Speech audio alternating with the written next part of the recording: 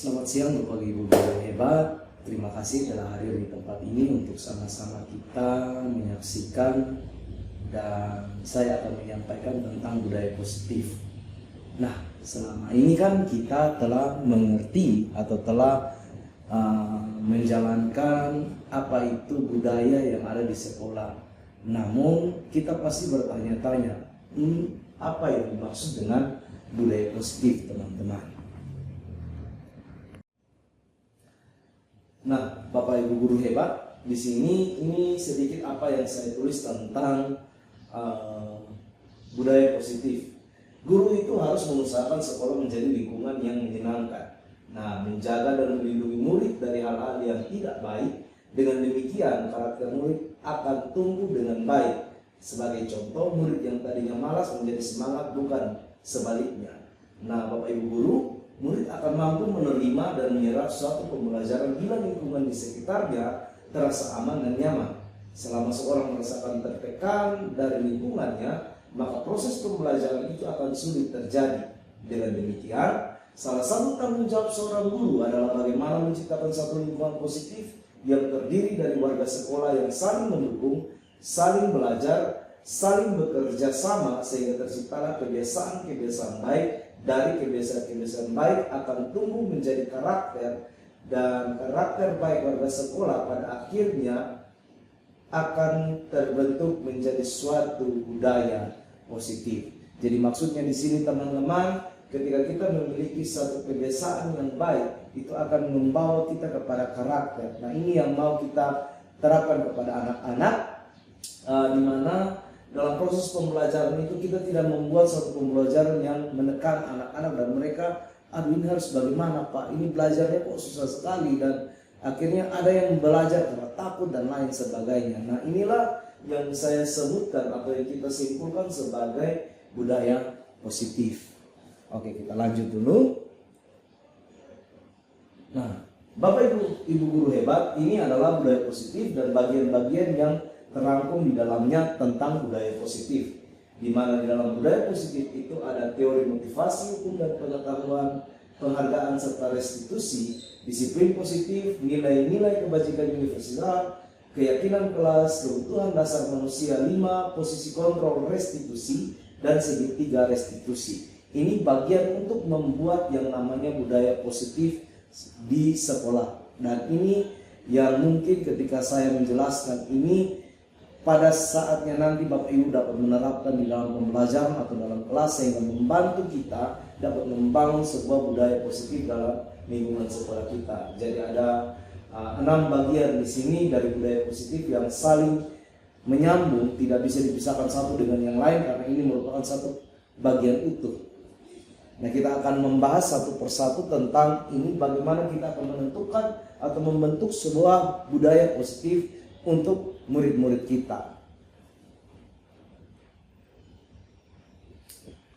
Dimulai dengan disiplin positif, teman-teman. Nah, tujuan dari disiplin positif adalah menanamkan nilai-nilai yang dapat memunculkan motivasi intrinsik dari dalam diri murid. Jadi ada motivasi yang dimunculkan dari dalam diri murid, bukan saja atau bukan mereka mendapatkan tekanan dari luar atau mungkin penghargaan. Nah, itu adalah contoh dari motivasi-motivasi di luar dari diri mereka. Nah, itu nanti sebentar akan saya jelaskan apa itu yang disebut sebagai motivasi intrinsik dan apa juga yang disebut sebagai motivasi ekstrinsik yang muncul dari luar diri murid-murid tersebut. Sehingga mereka memiliki motivasi yang berdampak jangka panjang, yaitu motivasi yang tidak akan berpengaruh pada hukuman atau terpengaruh pada hukuman atau hadiah.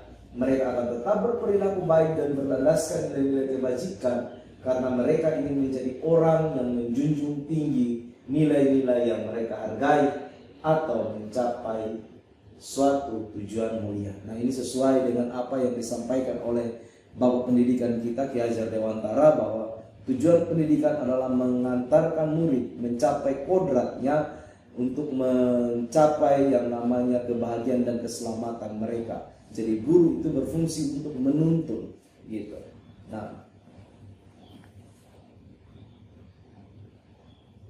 Ya, ini tentang disiplin. Apa yang disampaikan oleh Ki Hajar Dewantara mengenai disiplin, teman-teman. Nah, disiplin itu erat hubungannya dengan tata tertib, teratur, kepatuhan pada aturan, dan erat dengan hukuman. Dalam budaya kita, makna kata disiplin itu dimaknai menjadi sesuatu yang dilakukan seseorang pada orang lain untuk mendapatkan kepatuhan. Nah, cenderung menghubungkan kata disiplin dengan ketidaknyamanan. Jadi, teman-teman, biasanya itu kita menyebut kata disiplin itu sebagai sesuatu yang teratur, yang pada dasarnya harus seperti ini, kaku dan lain sebagainya, yang tadi menimbulkan ketidaknyamanan. Namun, teman-teman, pada dasarnya itu disiplin yang dimaksudkan oleh Ki Hajar Dewantara adalah di mana ada kemerdekaan, di situ harus ada disiplin yang kuat. Sesungguh pun disiplin itu bersifat self-disiplin, yaitu kita sendiri yang mewajibkan kita dengan sekeras-kerasnya, tetapi itu sama saja sebab jikalau kita tidak cakap melakukan self-disiplin, wajiblah penguasa lain mendisiplinkan diri kita. Dan peraturan demikian itulah harus ada di dalam suasana yang merdeka. Jadi maksudnya di sini, teman-teman, Ki Hajar Dewantara menginginkan satu disiplin yang muncul dari dalam diri. Jadi kalau kita tidak memiliki disiplin atau kebiasaan yang muncul dari dalam diri itu, maka pasti ada dari luar yang akan mendisiplinkan kita, dan mungkin itu membuat kita tidak nyaman, teman-teman. Nah, sama dengan ini kemudian untuk mencapai kemerdekaan atau dalam konteks pendidikan kita saat ini, untuk menciptakan murid yang merdeka, syarat utamanya adalah harus ada disiplin yang kuat, sama seperti tadi yang disampaikan oleh Ki Hajar Dewantara. Nah, disiplin yang dimaksud ini adalah disiplin diri, berarti muncul dari dalam diri kita yang memiliki motivasi internal. Jika kita tidak memiliki motivasi internal, maka kita memerlukan pihak lain untuk mendisiplinkan kita. Atau motivasi eksternal yang tadi saya sampaikan, bahwa motivasi yang muncul dari luar atau orang lain atau mungkin itu yang kemudian akan membantu kita menjadi disiplin. Dan itu salah satu pada akhirnya akan membuat atau memunculkan rasa yang tidak nyaman ini. Nah, teman-teman, karena berasal dari luar, bukan dari dalam diri kita sendiri, tentulah disiplin itu pasti membuat kita tidak nyaman. Sehingga apa yang dimaksudkan dengan merdeka itu pada dasarnya belum tercapai kalau misalkan itu masih masuk atau itu datang dari luar diri kita. Tapi ketika disiplin itu datang dari dalam diri kita, maka kemerdekaan itu akan nampak dalam kehidupan kita sehari-hari, dan mungkin atau tentu saja akan mendatangkan atau menciptakan budaya-budaya positif bagi kehidupan pembelajaran kita di sekolah dan juga untuk anak didik kita. Nah, Bapak Ibu Guru, sejalan dengan apa yang disampaikan oleh Ki Hajar Dewantara, disiplin yang disampaikan oleh Diana Goshen, yaitu disiplin menyatakan bahwa arti dari kata disiplin berasal dari bahasa Latin disciplina, yang berarti belajar. Kata disiplin juga berasal dari akar kata yang sama dengan disiplin atau murid pengikut. Untuk menjadi seorang murid atau pengikut, seorang harus paham betul alasan mengapa mereka mengikuti suatu aliran atau ajaran tertentu, sehingga motivasi yang terbangun adalah motivasi intrinsik, bukan ekstrinsik. Berarti ada proses berpikir, ada pola rasa yang harus dibangun supaya memang benar murid-murid mengerti apa arti dari disiplin ini. Dan ini tadi disampaikan oleh Diana Goshen berdasarkan etimologis atau asal usul katanya. Nah, teman-teman, disiplin diri dapat membuat seorang menggali potensinya menuju kepada suatu atau sebuah tujuan mulia, sesuatu yang dihargai dan bermakna. Dengan kata lain, disiplin diri juga mempelajari bagaimana cara kita mengontrol diri dan bagaimana menguasai diri untuk memilih tindakan yang mengacu pada nilai-nilai yang kita hargai agar tercapai tujuan mulia yang diinginkan. Berarti disiplin ini bisa membuat seseorang itu menggali potensinya menjadi kepada suatu tujuan yang mulia, yaitu tadi tujuan pendidikan kita mengantarkan anak kepada kodrat mereka, bertumbuh secara kodrat mereka untuk mencapai kebahagiaan dan keselamatan ini. Sehingga dengan kata lain, disiplin ini dapat kita padankan dengan bagaimana seseorang dapat mengontrol diri atau murid mengontrol dirinya, begitu. Tanpa harus ada paksaan, ada lain sebagainya. Nah, ini maksud disiplin dari dua tokoh yang terkenal yang kami pelajari di modul 1.4 mengenai budaya positif.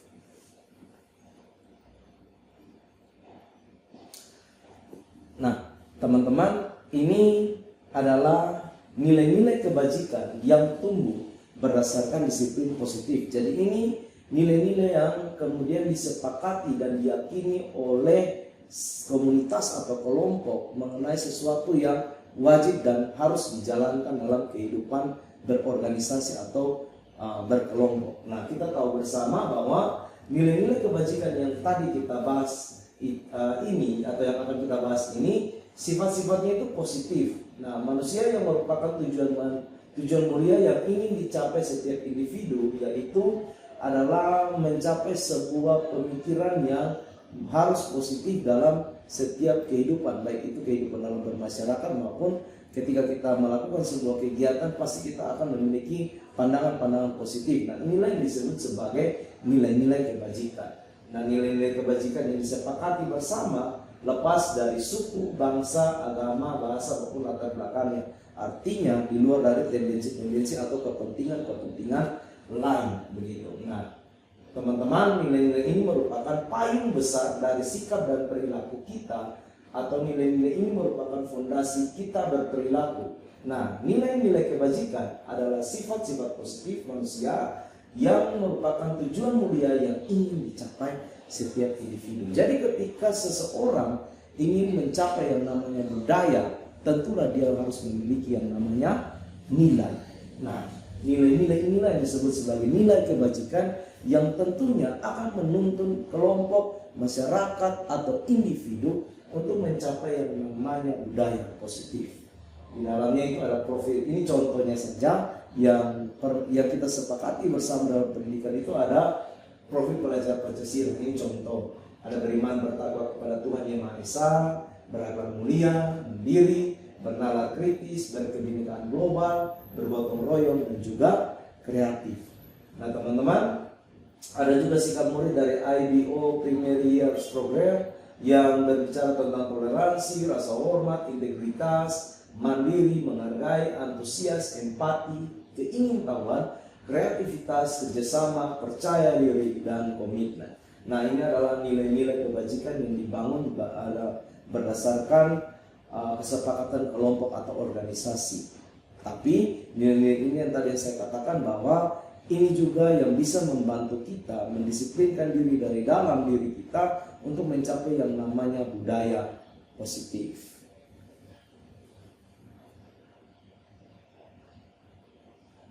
Nah, kita masuk dalam bagian dari budaya positif. Ini kita akan mengetahui yang namanya teori motivasi. Mengapa seorang melakukan sesuatu, lalu ini impactnya, hukuman dan penghargaan serta restitusi. 3 bagian, yaitu hukuman atau penghargaan, dan juga ada bagian yang namanya restitusi. Nah, bagian-bagian mana yang sering kita lakukan atau kita berada di dalamnya, kita perlu tahu ini. Sehingga ketika kita menilai murid, mereka melakukan sesuatu, tentu pasti ada dasar mengapa mereka melakukannya.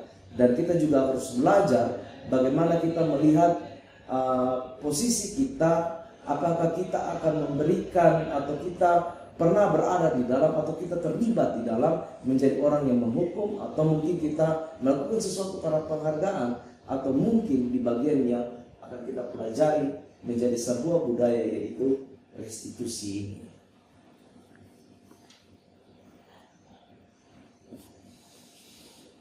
Nah, Bapak Ibu guru, di sini adalah motivasi perilaku manusia. Nah, tadi Diana Gosen dalam bukunya menyebutkan juga bahwa ada 3 motivasi perilaku manusia.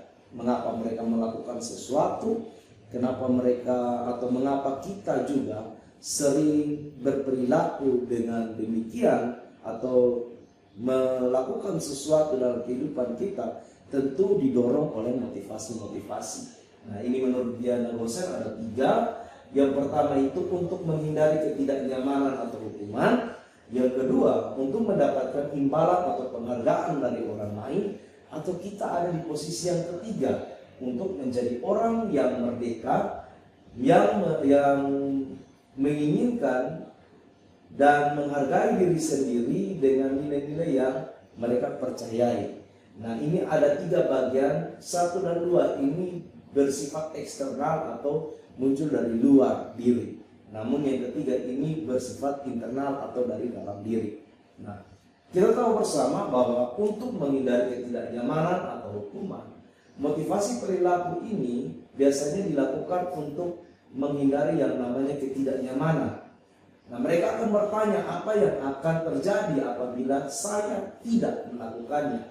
Atau mereka menghindari permasalahan yang mungkin muncul dan berpengaruh pada mereka secara fisik, psikologis, maupun tidak terpenuhinya kebutuhan mereka bila mereka tidak melakukan tindakan tersebut. Nah, ini bersifat motivasi eksternal. Kenapa? Ketika seorang berpikir bahwa ketika saya tidak melakukan ini akan ada hukuman, pasti mereka akan berpikir-pikir kembali untuk menaati sesuatu atau melakukan sesuatu. Sama dengan murid-murid kita demikian.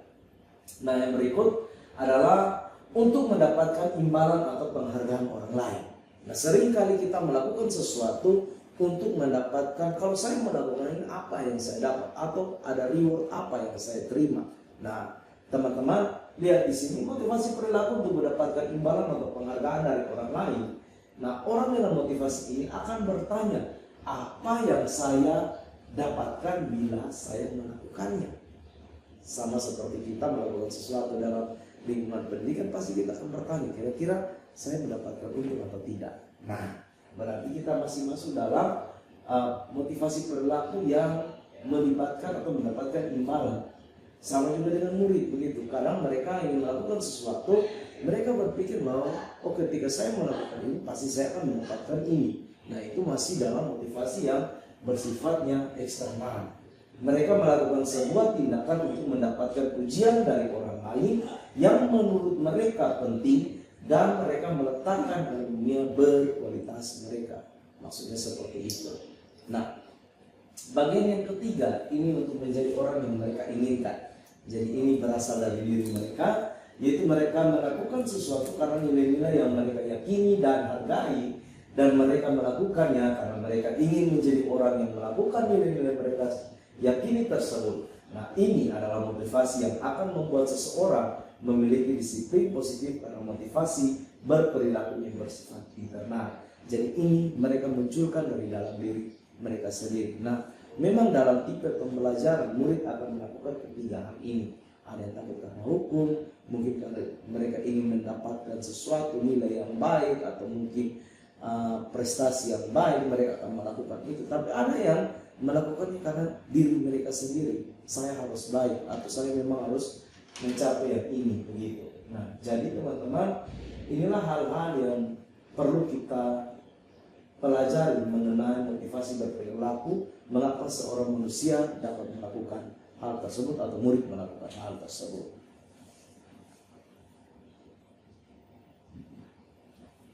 Nah, bagian yang berikut, selain motivasi, kita masuk dalam hukum, konsekuensi, dan restitusi. 3 poin penting teman-teman tentang hal ini. Nah, hukuman itu bersifat satu arah dari pihak guru yang memberikan dan murid yang hanya menerima sesuatu hukuman tanpa melalui suatu kesepakatan atau pengarahan dari pihak guru, baik sebelum atau sesudahnya. Nah, hukuman yang diberikan bisa berupa fisik maupun psikis. Murid akan disakiti oleh sesuatu perbuatan atau kata-kata.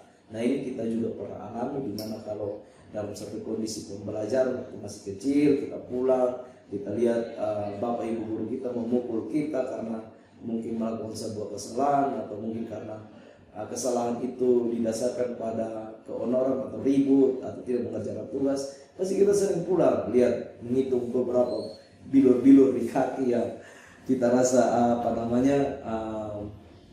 menyakitkan bagi kita, dan kepala yang benjol karena dipukul atau ditinju oleh guru. Nah itu semua bermakna pada ini teman-teman. Itu dia berarti kita telah menerima yang namanya hukuman. Dan hukuman itu sama tadi bahwa dia bersifat satu arah dan sering kita menerima zaman dahulu, bahkan mungkin kita ada di posisi seperti ini menghukum murid-murid begitu.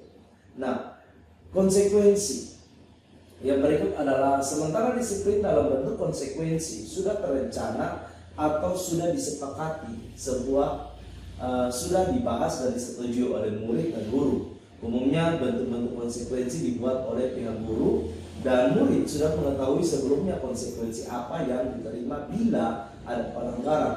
Pada konsekuensi, murid tetap dibuat tidak nyaman untuk jangka waktu yang pendek begitu. Jadi ada perasaan yang tidak nyaman juga. Kalau saya tidak melakukan ini atau saya melakukan ini, pasti ada yang namanya konsekuensi yang harus saya tanggung. Misalkan contoh olahraga. Kalau misalkan ada kesepakatan, kalau kalian terlambat datang ke lapangan, maka kalian harus mengitari lapangan lari sebanyak 2 kali. Nah itu disebut sebagai konsekuensi. Dan itu juga membuat murid atau kita pasti yang dikenai konsekuensi merasa tidak nyaman dalam waktu yang singkat begitu.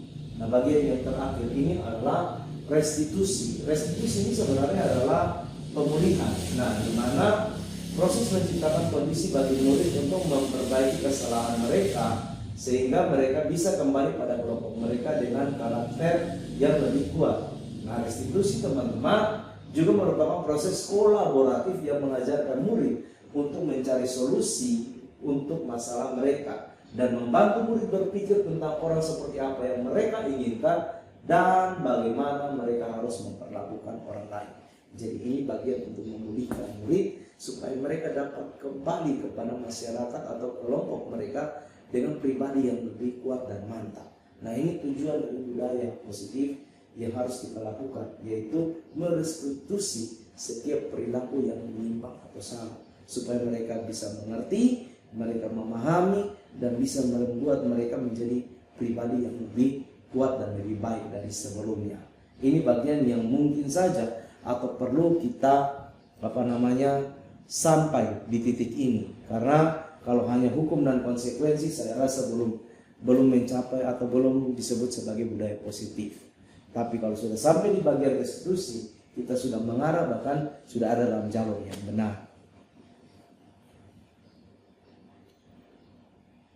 Nah ini teman-teman yang saya katakan tadi, hukuman itu sesuatu yang menyakitkan, harus terjadi, tidak nyaman untuk murid, anak. Dalam jangka waktu yang panjang, korban dan mendapatkan keadilan, murid akan tersakiti. Nah itu tadi saya katakan bahwa pulang kita lihat kepala yang benjol, terus kaki yang bilur-bilur karena dipukul oleh guru. Nah itu kan masuk dalam hukuman begitu. Apakah kita menjadi posisi seperti ini, atau yang kita lakukan sesuatu yang harus terjadi, tidak nyaman untuk murid untuk jangka waktu yang pendek. Kalau tadi panjang maka konsekuensi pendek. Nah korban bisa diabaikan. Nah ini dia, ada yang masalah kalau laporan ini karena pertikaian, berarti ada yang kamu sudah tahu konsekuensinya seperti ini.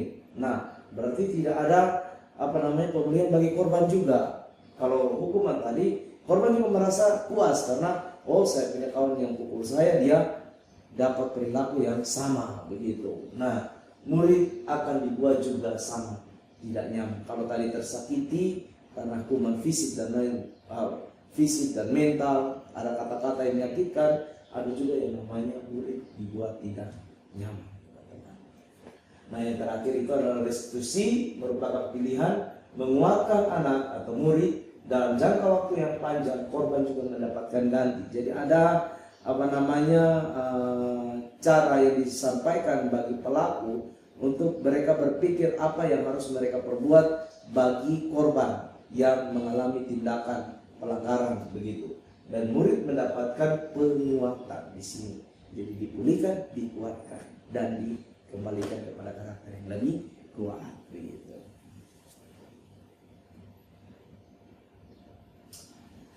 Nah, ini bagian teman-teman dari apa yang namanya keyakinan. Jadi kita akan membuat yang namanya kesepakatan dalam sebuah keyakinan. ada perbedaan antara peraturan dan keyakinan. Kalau peraturan kan sudah dibuat oleh sekolah dan harus dilakukan. Nah, tetapi keyakinan ini berdasarkan kesepakatan bersama, teman-teman. Nah, kita lihat di sini, ini merupakan keyakinan kelas, yaitu nilai-nilai keselamatan atau kesehatan. Inilah yang kita sebut sebagai suatu keyakinan, yaitu nilai kebajikan universal yang disepakati secara tersirat dan tersurat, lepas dari latar belakang suku, negara, bahasa maupun agama. Ini yang awal tadi saya sampaikan, bahwa terlepas dari tendensi-tendensi atau pengaruh-pengaruh dari luar, keyakinan-keyakinan ini akan membentuk pribadi dari dalam diri murid itu sendiri. Dan ini berdasarkan kesepakatan-kesepakatan yang juga diyakini sebagai nilai-nilai umum yang disebut sebagai nilai kebajikan universal.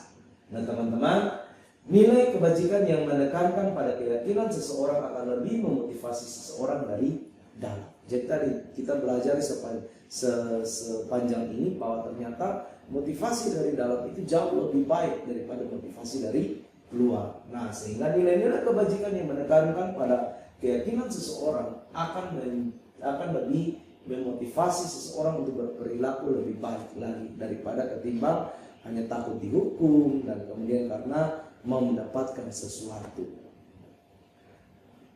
Yang bagian ketiga adalah seseorang akan lebih tergerak dan bersemangat untuk menjalankan keyakinan daripada hanya sekedar mengikuti serangkaian peraturan tertulis tanpa makna. Nah, ini tadi saya sampaikan, ketika peraturan itu kita telah mengetahui bahwa ada begini, tidak boleh dan lain sebagainya, keyakinan ini agak sedikit berbeda, teman-teman, karena dibuat secara bersama dan mereka akan termotivasi untuk melakukan ini, karena ini berdasarkan ini kita punya kesepakatan, begitu, kesepakatan kita bersama, jadi harus kita lakukan.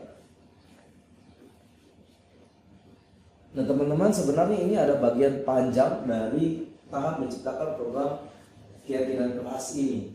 Tapi ini yang bisa saya bagikan sebagai langkah awal. Nanti kalau misalkan ada pertemuan berikut atau mau kita bahas tentang keyakinan kelas yang harus dibuat seperti apa, nanti baru kita lanjutkan. Nah, teman-teman, tahap menciptakan program kebajikan atau keyakinan, yaitu lihat daftar kebajikan yang telah disusun bersama, nilai-nilai kebajikan yang ada di sekitar kita atau mungkin yang sebelumnya sudah pernah dilakukan. Lalu kemudian tentukan nilai-nilai kebajikan yang ingin dijadikan perhatian utama di sekolah kita. Curahkan pendapat dalam kelompok. Jadi kira-kira nilai yang perlu kita lakukan dalam lingkungan kelas mungkin, ya itu pasti ada selain secara umum di sekolah. Tapi ini yang lebih sering kita lakukan dalam keterlibatan kita pada proses pembelajaran. Nah, sempurnakan beberapa daftar nilai kebajikan yang utama, bahas kembali dalam kelompok utama. Lalu buatlah poster atau muat di sosial media keyakinan sekolah atau kelas Anda. Nah, yang bagian ini adalah sempurnakan beberapa daftar nilai kebajikan. Kami diajarkan bahwa ketika membuat suatu keyakinan, kita harus menggunakan kata-kata positif. Kata-kata yang tidak positif itu kita harus ganti atau kita rubah, begitu. Maksudnya seperti ini. Ada kadang kita menggunakan kata jangan dan tidak boleh. Seperti tidak boleh membuang sampah. Jangan ribut. Kita harus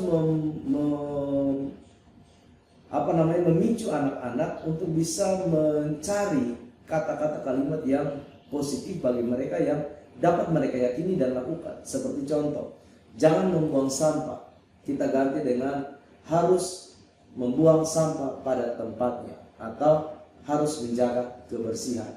Atau yang tadi, jangan ribut. Kita harus menjaga ketertiban. Nah, contohnya di dalamnya itu tenang dalam pembelajaran atau kita fokus dalam pembelajaran, seperti itu. Nah, kemudian dalam pembentukan keyakinan kelas atau sekolah, teman-teman, keyakinan kelas itu bersifat abstrak daripada peraturan yang lebih rinci dan konkret. Nah, keyakinan kelas itu berupa pernyataan-pernyataan universal, jadi dibuat dalam pernyataan. Jadi saya harus datang tepat waktu. Nah, itu salah satu contohnya. Pernyataan keyakinan kelas senantiasa dibuat dalam bentuk positif, ini yang tadi saya sampaikan. tidak dengan kata jangan dan tidak boleh. Berarti ketika nanti dikumpulkan setiap kebajikan atau peraturan atau kesepakatan itu yang menggunakan kata jangan, ada proses di mana kita harus mengubahnya menjadi positif. Dan makanya ada lanjutan seharusnya yang kita lakukan setelah ini. Ada tindak lanjut bagaimana kita sama-sama membuat kesepakatan kelas. Namun kalau karena kita keterbatasan waktu, jadi nanti kalau ada waktu baru kita sama-sama belajar membuat keyakinan kelas supaya kita tahu yang bagaimana yang baiknya. Nah teman-teman, keyakinan kelas ini hendaknya juga tidak terlalu banyak sehingga mudah diingat dan dipahami oleh semua warga kelas. Lalu keyakinan kelas sebaiknya sesuatu yang dapat diterapkan di lingkungan tersebut. Semua warga kelas hendaknya ikut berkontribusi dalam pembuatan keyakinan kelas lewat kegiatan curang pendapat. Jadi saling tukar pendapat, saling melengkapi apa yang harus kita kesepakati sebagai sebuah keyakinan, begitu. Bukan hanya guru yang bicara harus begini, tidak. Tapi melibatkan murid juga untuk melakukan yang namanya keyakinan kelas. Nah teman-teman, bagian yang berikut adalah bersedia meninjau kembali keyakinan dari waktu ke waktu. Jika terjadi pelanggaran atau mungkin tidak relevan lagi dengan nilai yang kita jalankan, maka keyakinan kelas ini harus diganti, begitu. Atau mungkin mau dijalankan atau dilanjutkan, nah itu terserah dengan Bapak Ibu guru dan murid nanti kemudian. Ini tentang keyakinan kelas. Jadi untuk membentuk sebuah budaya positif, tentulah salah satunya itu kita harus mengerti yang tadi kita sebutkan atau yang saya jelaskan beberapa, dan yang terakhir itu kita harus memiliki nilai kebajikan yang dituangkan dalam keyakinan kelas. Nah teman-teman, ini yang bagian berikut, yaitu kebutuhan dasar manusia. Jadi mengapa seseorang berperilaku ketika dia takut untuk melakukan sesuatu karena hukuman atau mungkin karena dia mendapatkan sesuatu, memang itu motivasi yang muncul dari dalam diri. Tapi apa yang mendorong mereka melakukan hal tersebut? Atau kemudian di dalam pembelajaran kita menemui murid yang melakukan perilaku yang menyimpang dari keyakinan kelas. Kemungkinan ini didasarkan pada kebutuhan yang harus dipenuhi. Jadi manusia itu ternyata memiliki kebutuhan dasar, begitu. Nah teman-teman, ada 5 kebutuhan dasar manusia, yaitu seluruh tindakan manusia memiliki tujuan ini yang tadi saya katakan. Ada 5 kebutuhan mereka, yaitu yang pertama, kebutuhan untuk bertahan hidup, kasih sayang dan rasa diterima, kebebasan, freedom, kesenangan, fun, dan penguasaan, power, begitu. Ini ada 5 bagian yang mungkin juga kita lakukan atau kita pernah alami melakukan sesuatu karena beberapa hal atau 5 dasar ini. Nah, ini disebut sebagai 5 kebutuhan dasar. Yang pertama, mengapa kita melakukan sesuatu? Pasti ada karena kebutuhan bertahan hidup. Nah, kebutuhan bertahan hidup atau survival ini adalah kebutuhan yang bersifat fisiologis. Untuk bertahan hidup, misalnya kesehatan, rumah, dan makanan, kebutuhan fisiologis sebagai bagian dari proses reproduksi, termasuk kebutuhan untuk tetap bertahan hidup. Nah, konsep psikologis pada kebutuhan ini meliputi kebutuhan akan perasaan merasa aman, begitu, atau terpenuhi. Ada satu kasus di sini di mana Doni dia menjawab pertanyaan yang ditanyakan oleh Ibu Ambar karena ia lapar dan orang tuanya tidak membawakan bekal, maka Doni ini berusaha memenuhi kebutuhan dasarnya dengan dia mengambil makanan teman, begitu. Nah, ini salah satu hal mengapa dia melakukan perilaku tersebut, karena dia ingin bertahan hidup di bagian survival ini atau bagian kebutuhan yang disebut sebagai bertahan hidup. Jadi ada yang dilakukan anak tertentu melakukan pelanggaran karena dia harus memenuhi kebutuhan hidupnya. Mungkin karena ada alasan-alasan itu, sehingga guru harus mengerti benar apa yang dilakukan murid, sehingga kita tidak ada di posisi-posisi yang salah ketika kita menanggulangi masalah-masalah seperti ini. Bapak Ibu guru, inilah bagian yang ketiga, yaitu kasih sayang dan rasa diterima oleh murid. Dan ketika kenapa seorang anak mengambil bekalnya, contohnya di sini dia mengatakan kepada gurunya bahwa dia merasa senang karena temannya memperhatikan dia. Nah, kemudian temannya melaporkan kepada guru menyatakan kepada orang tua, dan orang tua kemudian memperhatikan Doni. Dan ini adalah salah satu rasa yang ingin dipenuhi oleh Doni, yaitu ingin diterima atau ingin mendapatkan kasih sayang baik dari teman, guru, dan orang tua begitu. Nah, yang berikut kebutuhan yang berikut. Nah, ini juga tentang psikologi, di mana kebutuhan ini berhubungan dengan kekuasaan untuk mencapai sesuatu, menjadi kompeten, menjadi terampil, diakui atas prestasi dan keterampilannya, didengarkan dan memiliki rasa harga diri. Kebutuhan ini meliputi keinginan untuk dianggap berharga, bisa membuat perbedaan, bisa membuat pencapaian, kompeten, diakui, dihormati. Ini meliputi self esteem dan keinginan untuk meninggikan atau meningkatkan pengaruh atau meninggalkan pengaruh. Nah, teman-teman, bagian ini sering kita temui atau sering kita alami dalam kehidupan kita. Bagaimana setiap orang juga ingin diakui, setiap orang ingin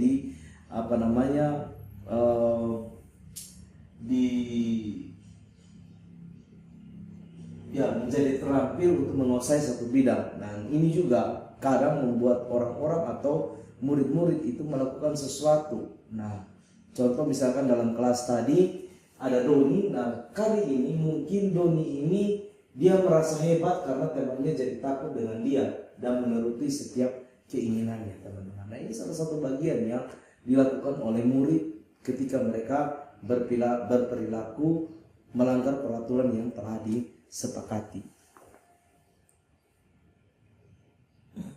Ya, bagian yang berikut adalah kebebasan. Nah, kebutuhan untuk merasa bebas adalah kebutuhan akan kemandirian, otonomi, memiliki pilihan dan mampu mengendalikan arah hidup mengendalikan arah hidup seseorang. Nah, anak-anak dalam kebutuhan kebebasan yang tinggi menginginkan pilihan mereka, perlu banyak bergerak, suka mencoba-coba, tidak terlalu terpengaruh orang lain, dan senang mencoba hal baru dan menarik. Mungkin contoh seseorang anak yang kemudian tertidur di dalam atau tidur dalam kelas, mungkin mereka merasa bosan. Salah satunya mungkin karena mereka merasa tidak bebas karena gurunya itu hanya mengajar demikian. Atau ketika mereka berperilaku sama seperti Doni ini, nah contoh Doni merasa bosan dengan bekal makanan yang dibawakan ibunya, ya itu saja karena ibunya selalu membawakan bekal yang sama, dan karena itu dia ingin mencoba makanan temannya yang beraneka ragam. Maka Doni sedang berusaha memenuhi kebutuhan akan kebebasan. Salah satu contohnya demikian. Nah, yang berikut Bapak Ibu Guru adalah kebebasan untuk atau kebutuhan untuk kesenangan, yaitu kebutuhan merasa senang. Nah, kebutuhan akan merasa senang adalah kebutuhan untuk mencari kesenangan bermain dan tertawa. Bayangkan hidup tanpa kenikmatan apapun betapa menyedihkan. Glaser menghubungkan kebutuhan akan kesenangan dengan belajar. Semua hewan dengan tingkat inteligensi tinggi, anjing, lumba-lumba, primata, dan lain-lain, bermain. Saat mereka bermain, mereka mempelajari keterampilan hidup yang penting. Manusia tidak ada bedanya. Nah, ini sama juga dengan apa yang disampaikan oleh Ki Hajar Dewantara, yaitu wiraga dan wiramanya. Seseorang anak itu dari umur sekian akan harus bergerak dan mengeksploitasi kebiasaannya, dan itu yang berhubungan dengan wiraganya begitu. Dan ketika usia tertentu dia akan memfokuskan pertumbuhan kepada wirama, dan ini memang sama sesuai dengan apa yang disebut dengan kebutuhan bersenang-senang atau melakukan kesenangan. Nah, ini contoh yang sama dengan Doni. Dalam kasus Doni, bila menjawab dia ingin melakukan karena iseng saja, ia menikmati ekspresi wajah temannya yang kesal karena diambil makanannya, dan menurut dia ekspresi teman-temannya itu lucu, maka berarti Doni sedang berusaha memenuhi kebutuhan yang akan kesenangan. Salah satu bagian penting dari pendidikan sebenarnya itu yang tadi saya sampaikan, bermuara dari apa yang Ki Hajar Dewantara sampaikan, bahwa pertumbuhan murid itu didasarkan pada wirama dan wiraganya serta wiraga wiramanya begitu.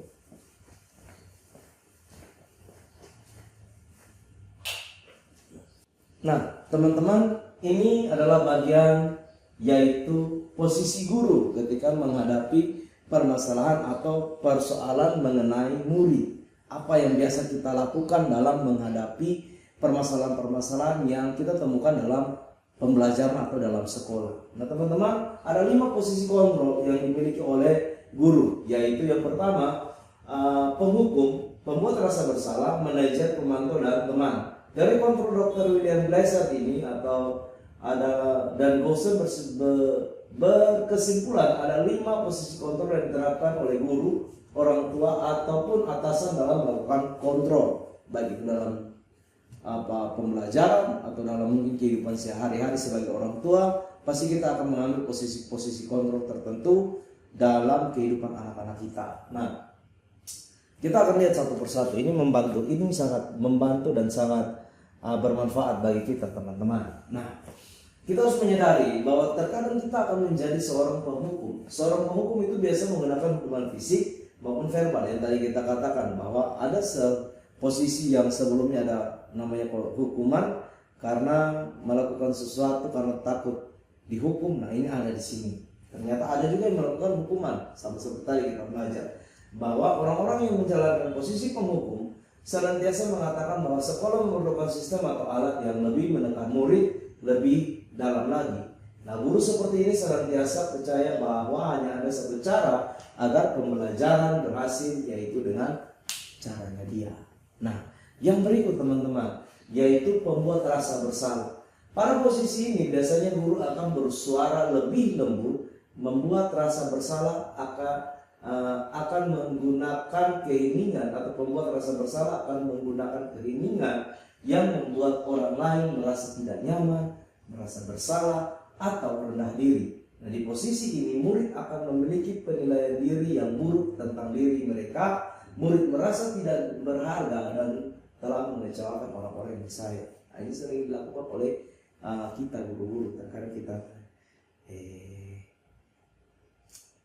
pernah kok tidak kalian berpikir bahwa ketika kalian melakukan ini dan lain sebagainya. Nah, itu contoh, ada beberapa guru atau kita sering melakukan hal-hal yang seperti ini teman-teman, di mana kita mengambil posisi sebagai orang atau guru yang membuat rasa bersalah timbul itu di hati anak-anak atau murid-murid kita. Nah, yang berikut adalah posisi guru yang menjadi teman. Guru pada posisi ini tidak akan menyakiti murid, namun akan tetap berupaya mengontrol murid melalui persuasi. Persuasi itu artinya mempengaruhi dengan bujukan, begitu. Nah, posisi teman pada guru biasa bisa negatif atau positif. Positif berarti hubungan baik yang terjadi antara guru dan murid. Kemudian guru di posisi teman menggunakan hubungan baik dan humor untuk mempersuasi seseorang. Nah, hal negatifnya dari posisi teman adalah bila satu saat guru tersebut tidak membantu mereka, maka kadang murid akan merasa kecewa. Kemudian ada murid juga yang akan bertindak atau hanya akan bertindak ketika diwakilkan oleh guru yang biasanya di posisi teman ini. Tapi kalau guru yang tidak sering melakukan ini, maka mereka tidak terlalu memperhatikan atau tidak mau mengikuti apa yang guru itu arahkan atau disampaikan, begitu. Nah, ini bagian yang disebut sebagai posisi-posisi kontrol kita. Salah satunya itu adalah menjadi teman, begitu. Nah, bagian yang berikut yaitu pemantau. Nah, ini adalah bagian yang kalau saya mau katakan itu sama seperti bagian hukuman atau konsekuensi lah, seperti itu. Bagian yang tadi motivasi seseorang ada konsekuensi. Memantau berarti mengawasi. Pada saat kita mengawasi, kita bertanggung jawab atas perilaku orang-orang yang kita awasi. Posisi pemantau berdasarkan pada peraturan-peraturan dan konsekuensi. Nah, teman-teman, dengan menggunakan sanksi atau konsekuensi, kita dapat memisahkan hubungan pribadi kita dengan murid. Sebagai seorang yang menjalankan posisi pemantau, seseorang pemantau sangat mengandalkan perhitungan catatan data yang dapat digunakan sebagai bukti atas perilaku seseorang. Nah, jadi dia akan melakukan posisi pemantau ini, biasanya dia akan melihat pada peraturan-peraturan yang sudah disepakati atau sudah ada, begitu. Nah, peraturan-peraturan ini membantu dia akan memberikan ketegasan-ketegasan tertentu atau memberikan ketegasan bagi murid melakukan sesuatu. Memang ini bisa, tapi kurang tepat. Apa yang harus kita lakukan untuk membuat sebuah disiplin itu menjadi positif, teman-teman? Lihat di sini bagian manajer. Posisi manajer ini, guru berbuat sesuatu bersama dengan murid, mempersilahkan murid mempertanggungjawabkan perilakunya, mendukung murid agar dapat menentukan solusi atas permasalahannya sendiri, dan di manajer ini murid diajak untuk menganalisis kebutuhannya sendiri maupun kebutuhan orang lain.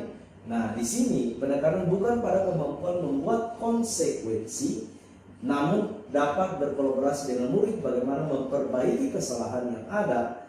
Tugas seorang manajer bukan mengatur perilaku seseorang, kita membimbing murid untuk dapat mengatur dirinya. Dan seorang manajer bukan yang memisahkan murid dari kelompoknya, tapi mengembalikan murid tersebut ke kelompoknya dengan lebih kuat. Nah, ini yang disebut sebagai bagian restitusi. Jadi seorang manajer itu harus bisa melakukan tindakan restitusi atau pemulihan bagi pelaku dan korbannya ini.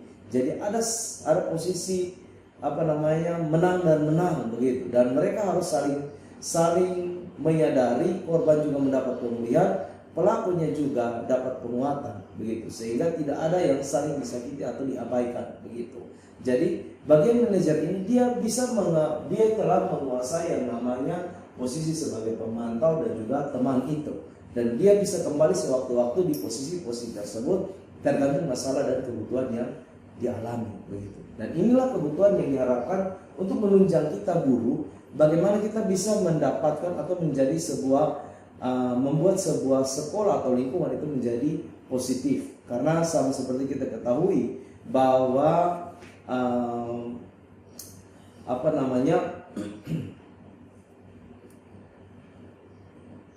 kebiasaan-kebiasaan yang kita lakukan ini haruslah bisa menjadi sebuah budaya, dan budaya itulah yang harus dimunculkan dari dalam diri.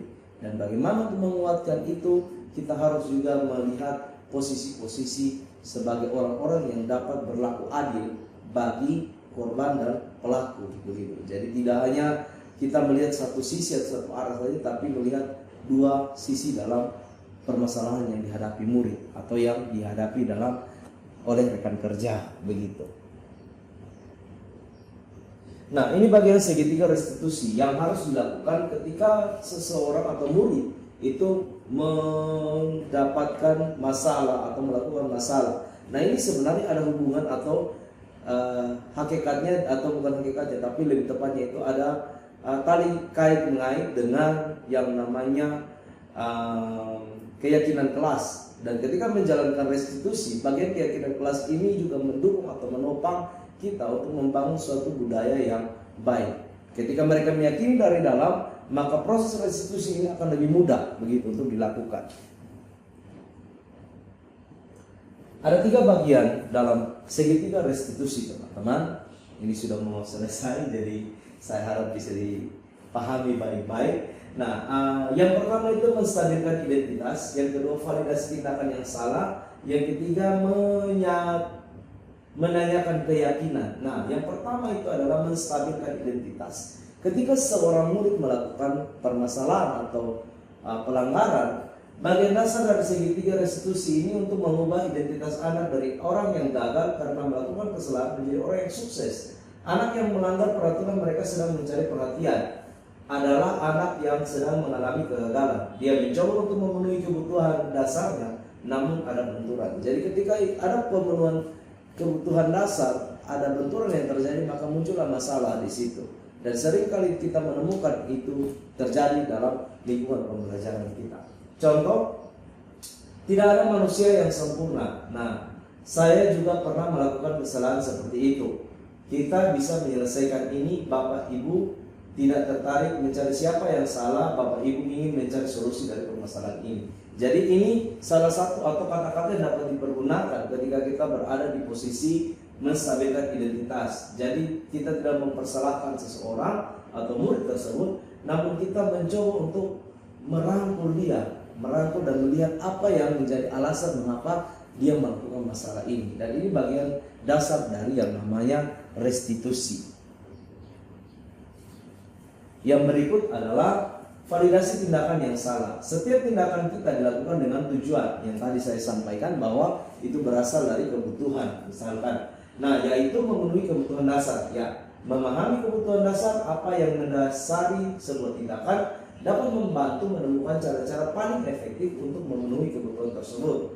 Nah, menurut teori kontrol, sebuah tindakan manusia baik atau buruk pasti memiliki maksud dan tujuan tertentu. Jadi di sini di bagian validasi tindakan yang salah kita mencoba untuk mencari tahu kira-kira apa yang kemudian dibutuhkan oleh anak ini begitu, atau yang kemudian dibutuhkan dan mendasari atau yang kemudian mendorong dia melakukan perilaku-perilaku pelanggaran. Kamu pasti punya alasan mengapa melakukan hal itu. Kamu patut bangga pada dirimu sendiri karena kamu telah melindungi sesuatu yang penting buatmu.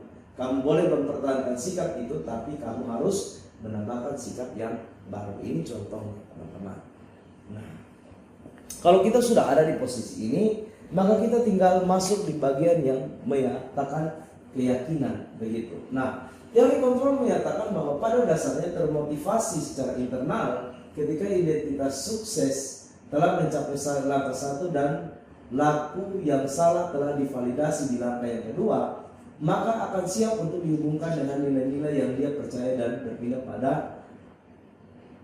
berpindah menjadi orang yang dia inginkan. Jadi ini kita kembali kepada misalkan keyakinan kelas. Kita bertanya, apa yang kita yakinkan dalam keyakinan kelas? Berarti kita harus menghargai teman. Contoh misalkan kebutuhannya itu adalah karena dia mengganggu teman begitu. Jadi kita lihat di sini apa yang kita percaya sebagai kelas atau keluarga. Nah ini bicara soal keyakinan tadi yang kita sampaikan. Maka erat sekali ketika kita mau menjalankan sesuatu, harus ada keyakinan dulu yang kita buat. Atau misalkan mau menjalankan sebuah budaya positif, tentu ada nilai-nilai yang disepakati dulu secara bersama supaya kita dapat memberikan restitusi dengan lebih mudah kepada murid begitu. Kalau kita mengambil nilai yang berada di luar mereka, mungkin itu akan memerlukan jangka waktu yang panjang. Tapi ketika kita mengambil nilai dalam kesepakatan yang telah kita buat, maka ini akan lebih mempermudah guru dalam menemukan solusi bagi mereka. Nah yang terakhir adalah apa nilai-nilai umum yang telah disepakati, apa bayang kita tentang kelas yang ideal, dan kamu mau menjadi orang seperti apa. Dan ini juga kita bisa masuk dalam bagian bagaimana kita meminta murid untuk bisa mencari solusi bagi teman-teman yang dilanggar tersebut. Kira-kira apa yang harus dilakukan dan bagaimana sebaiknya, dan ini juga dapat membuat karakter dari murid ini menjadi lebih kuat begitu. Tidak mempersalahkan dia karena perilaku dan demikian memang dia salah, tapi kita mencoba untuk merangkul dia, memulihkan dia hingga dia kembali kepada kelompoknya dengan pribadi yang lebih kuat. Nah ini tujuan dari budaya positif yang disampaikan tadi. Mengapa semua perlu kita ketahui? Karena ini saling bertalian, saling erat dan tidak bisa dipisahkan satu dengan yang lain. Bagaimana kita membuat satu budaya, tentu kita harus memiliki nilai-nilai, dan nilai-nilai itu akan meningkat kepada kesepakatan-kesepakatan yang kita buat untuk mendorong bahwa nilai itu muncul dari dalam diri kita. Nah teman-teman, Bapak Ibu Guru, demikian presentasi saya untuk budaya positif. Semoga ini dapat membantu Bapak Ibu Guru dalam menjalankan budaya positif di lingkungan sekolah atau dalam kelas. Dan saya percaya kita semua saling menjalankan, saling menjaga satu dengan yang lain, dan kita akan menciptakan satu budaya positif di lingkungan kerja kita. Salam dan bahagia.